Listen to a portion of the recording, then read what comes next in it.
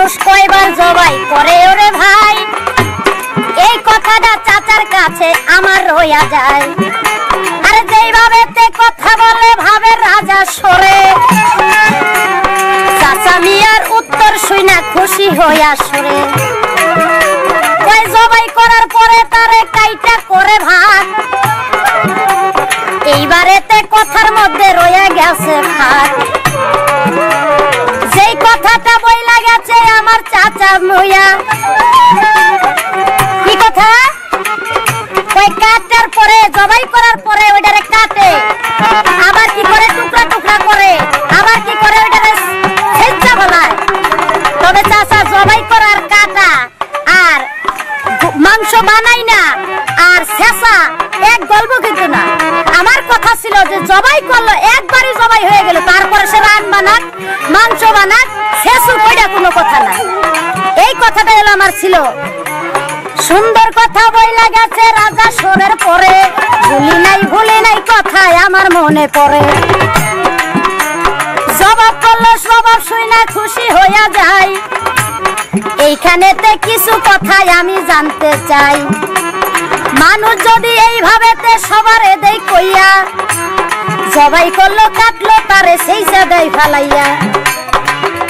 ওরে জবাই করলো কাটলো তারে সেইসা দিল ফেলে, এইখানেতে ধরা রাখবো আসরের ভিতরে। হাসর মাঠে বিচার হবে শোনেন মন দিয়া, কিভাবে তে ছেঁচা কাটা এক জায়গায় করিবে রে মিয়া। এক জায়গায় করিবে তিনি আপনাদের জানাই, আমার মতো এই পাপিয়া আনাম করবে ভাই। হাদিস প্রমাণ রয়েছে আপনাদের দেই কইয়া, জানা থাকলে বলবেন আপনি ও চাচা দাঁড়াইয়া। কি এই মানুষ কাটবে, এই মানুষ ছেঁচবে, টুকরা টুকরা করবে, এই মানুষ মৃত্যু হবে, মানুষের হাড় মাংস যা কিছু আছে সব মাটির সাথে মিশিয়ে যাবে, তাই না? কিন্তু আমার জানার বিষয়, হাসরের মাঠে যখন বিচার হবে এই মানুষকে কিভাবে এই টুকরা টুকরা দিয়া এই মানুষ এই মাটির সাথে মিশে যাবে, কোনো চিহ্ন থাকবে না তার। কিন্তু এই মানুষটা পরিপূর্ণভাবে আবার সুন্দর কইরা আবার আনাম কইরা তারে দাঁড়া কইরা তার বিচারটা হবে, এটার কিভাবে হবে আমার একটু জানার দরকার।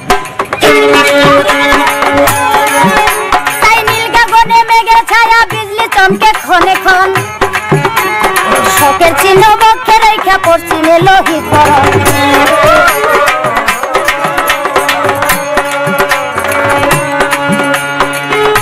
তাই আকাশেতে রক্তের ধারা, ওরে কোথায় পালাই আইছি হারা, আকাশেতে রক্তের ধারা,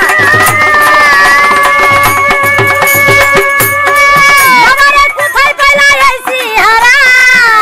ওরে এই বুঝি তোর দুঃখের ভরা, এই বুঝি তোর দুঃখের ভরা চিরদিনই হবে, দিনাদিন গুনার দিন তোর সন্ধ্যা হয়ে যাবে, দিনাদিন গুনার দিন তোর সন্ধ্যা হয়ে যাবে।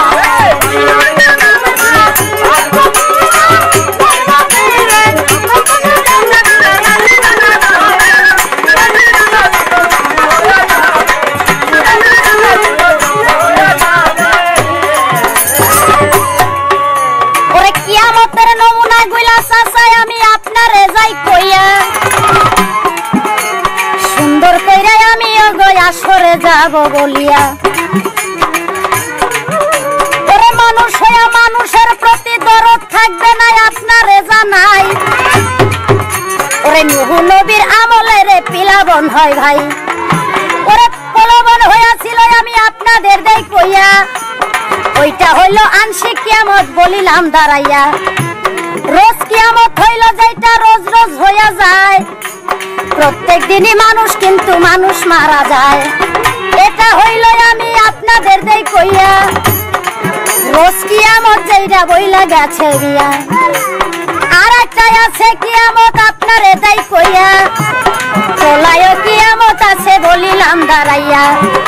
ওরে প্রলয় কিয়ামত আংশিক কিয়ামত রোজ কিয়ামত বলিলাম আপনারে, এইভাবে তিন প্রকার হয়ে গেল একবারে। আরে কিয়ামতের নমুনা গুলাই আপনাদের জানাই, বড়র প্রতি ছোটর শ্রদ্ধা থাকবে নয়, আরে গরিবের প্রতি বড়দের আপনাদের দেই কইয়া। থাকবে না মায়া মরবে তা বলিলাম দাঁড়াইয়া। হাদিসেরও বাণী থাকবে না আপনাদের জানাই, কোরআনের বাণী থাকবে না হাইরে গুণের ভাই। কিয়ামতের আলামত এইটা মানুষ হইয়া মানুষ মারবে আপনারে দেই কইয়া, এইগুলি কিয়ামতের নমুনা যায় হইয়া। এবার আমি আপনার কাছে করব জিজ্ঞাসন, সুন্দর কইরাই উত্তর করবেন শ্রীনন্দের নন্দন। কি এই যে হাসর হাসর, আমি কিন্তু একটা কথা রাখছিলাম চাচা, এই বিচারটা হবে মাঠে, ঠিক আছে? আমি কিন্তু মানছি যে মাঠে বিচার হবে। আর সুই ছিদ্রের মধ্যে আল্লাহ পাক রব্বুল আলামিন একটা সুই ছিদ্রের মধ্যে পৃথিবীটাকে আনতে পারে এবং নিতে পারে, এটা আমি বিশ্বাস করি। আল্লাহ সবকিছুই পারেন, কিন্তু আমার কথা এখানে ছিল না। হাদিস বলেছে একটা কবরের উপর 40টা কবর না হওয়া পর্যন্ত কিয়ামত হবে না। কি ভাই চাচা কইলেন না? কিন্তু এই 40টা কবর থেকে হাসরের মাঠে যখন আল্লাহ পাক রব্বুল আলামিন যখন ডাকবে, তখন প্রথম কবরটা ডাক দেওয়ার সাথে উঠে আসলো প্রথম কবরের জন, দ্বিতীয় জনের না আত্মা ভাঙ্গে উঠে আসলো, তৃতীয় জনের এরকম আত্মা ভাঙ্গে উঠে আসলো। কিন্তু আরো যে কবরটি থাকবে, এই কবরের লোকজনগুলা কিভাবে একসাথে উঠে আসবে? এটা না কথা ছিল? বুঝছে চাচা? কিন্তু আমার কথার মধ্যে মন একটু সূত্র রয়ে গেছে বলিলাম এখন। এইবারেতে একটা কথা রাখবো আলাপন, চাচাই আমার কোথায় গেছেন আসেন নাই এখন। কি যেই যে কিয়ামত আর হাসর, বাবা আপনি কইলেন মানুষ মরে না, মানুষ যদি না মরে কিয়ামত হবে না, আর কিয়ামত যদি না হয় তাহলে আপনার হাসরের কোনো গল্প নাই। মানুষ মরে, আর মানুষ মরার কারণে পরবর্তীতে আবার হাসর হয়। মানুষ যদি না মরে কিয়ামত হবে না, আর কিয়ামত যদি না হয় আপনার হাসরের কোনো মূল্য নাই, হাসরও হবে না। কিয়ামত এবং হাসর, কিয়ামত হবে তার পরবর্তীতে আবার বিচার হবে, অর্থাৎ হাসর হবে। এখন আপনি যদি কোন যে মানুষ মরে না, মানুষ মরে না, তাইলে তো হাসরও হইব না। কথাটা যেন কেমন লাগলো? তবে যাক, আপনি যতটুকু সম্ভব আপনার জবাব করলাম কথার। এই হাসরের মাঠে, এই হাসরের মাঠে এমন এক ব্যক্তি আল্লাহর কাছে যাইব, হে আল্লাহ রাব্বুল ইজ্জত, তুমি আমাকে বলে দাও প্রত্যেকটা মানুষের বিচার তুমি করবে, আজ আমি নিজে তোমার বিচার করব। ওরে কোন মানুষটা যাইব আমি আপনারে দেখাইয়া, কোন মানুষে বিচার করবে আল্লাহর কাছে যাইয়া, ওরে আল্লাহরও বিচার করিবে আপনাদের জানাই। সেই মানুষটার নাম কি বা আমি জানতে চাই। পৃথিবীতে সবার কাছে কথা বইলা যায়, কিয়ামতের আগে তাহার বিয়ে হয় নাই ভাই। হাসরের মাঠেতে তারা দুইজনা যাইবে, হাসর মাঠে তাদের ভাইরে বিয়েও পড়াইবে। আছে এইটা কিডা? হাসর মাঠে দুই ব্যক্তির বিয়ে পড়াবে, একটা মেয়ে একটা ছেলে। হাসরের মাঠে তাদের বিয়ে পড়াবে, কিয়ামতের আগে তাদের বিয়ে হবে না। কিন্তু যখন হাসর হবে তখন তাদের ওই হাসরের মাঠে বিয়ে পড়াবে। আমার জানার দরকার নেই বিয়েটা পড়াইবে কে, আর এই বিয়েটা দিবে কাদের, এই মেয়েটা কিডা আর পুরুষটাকে। এই দুইটা কথা আমি তার কাছে রাখলাম। এবার আমার গানটা শেষ করি, দেখা যাক বাবাজি আমাকে কতটুক জবাব দেন। তাই মানুষ হইয়া কেন রইলি মায়া ডোরে বান্দা, একদিন হবে হবে রে মন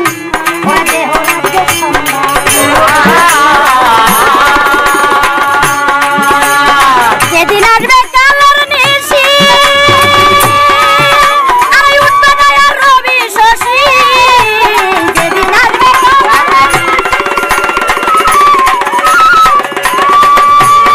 উঠবে না আর রবি শশী, তাই হালিম বলে ভাবছি বসি,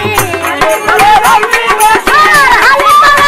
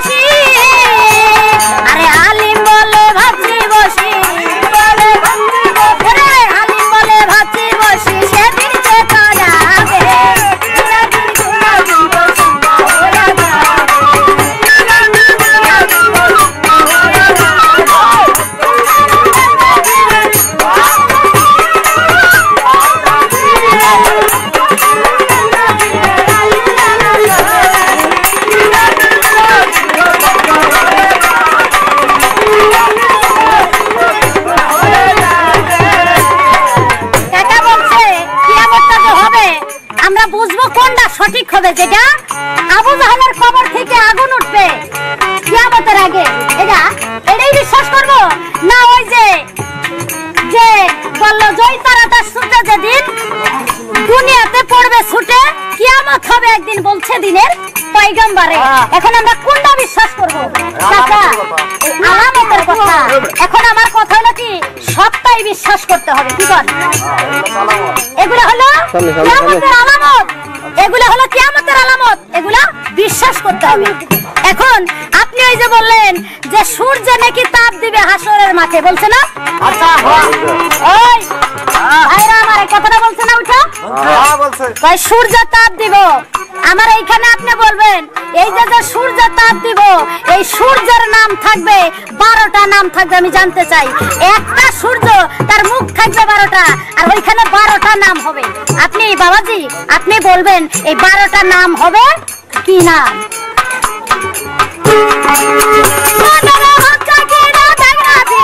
বাচ্চা